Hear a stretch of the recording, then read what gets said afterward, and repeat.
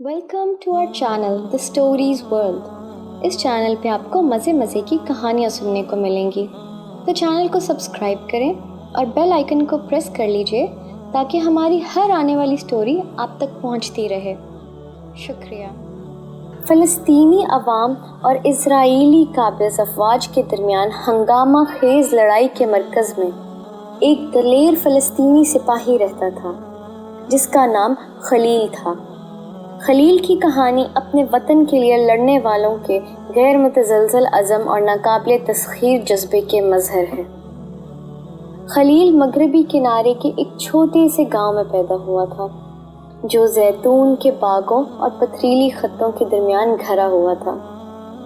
वो अपने लोगों के रोज़मर्रा की जदोजहद और उमंगों के दरमियान पला बढ़ा। कम उम्री से ही कब्ज़े की मुश्किलात का मुशाहिदा किया।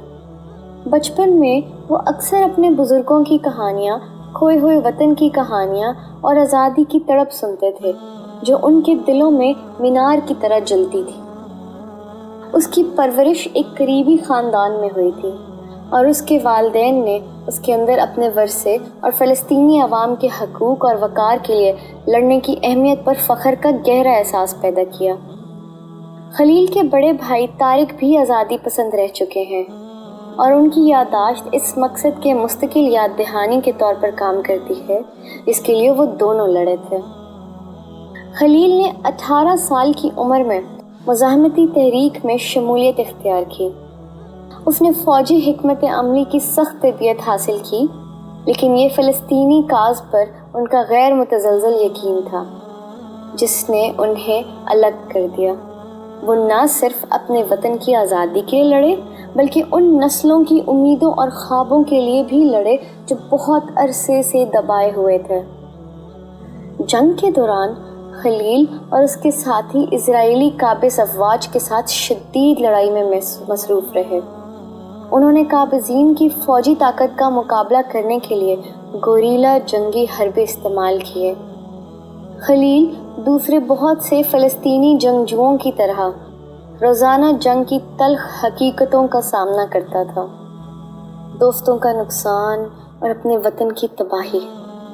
उसके बावजूद उसने अज़म के साथ ज़ोर दिया, ये जानते हुए कि आज़ादी की जदोजहद किसी भी कुर्बानी के काबिल है। अफसोसनाक तौर पर एक ख़ास तौर पर शदीद लड़ाई के दौरान खलील जानलेवा ज़ख्मी हुआ। जब वह मैदान जंग में लेटा था, उसने हवा में लहराते फ़लस्तीनी परचम को देखा जो लचक और उम्मीद की अलामत है। उसने अपने ख़ानदान, अपने गांव और अपने लोगों के बारे में सोचा। खलील एक तकमील के एहसास के साथ इंतकाल कर गए, इस यकीन के साथ कि उसने अपना सब कुछ उस मकसद के लिए दे दिया है जिसे वो अजीज़ समझते थे। खलील की कुर्बानी बेशुमार दीगर फ़लस्तीनी सिपाहियों की तरह अपने वतन के लिए लड़ने वालों की गैर मुतज़लज़ल जज्बे की अलामत थी। अगरचे वो इस दुनिया से चले गए हैं, लेकिन उनकी याद इन तमाम लोगों के लिए एक तहरीक के तौर पर ज़िंदा रही जो इंसाफ, वक़ार और कब्ज़े से पाक वतन के लिए जदोजहद करते रहे। अगर आपको हमारी कहानी अच्छी लगी है तो चैनल को सब्सक्राइब और वीडियो को लाइक कर दें। Thank you.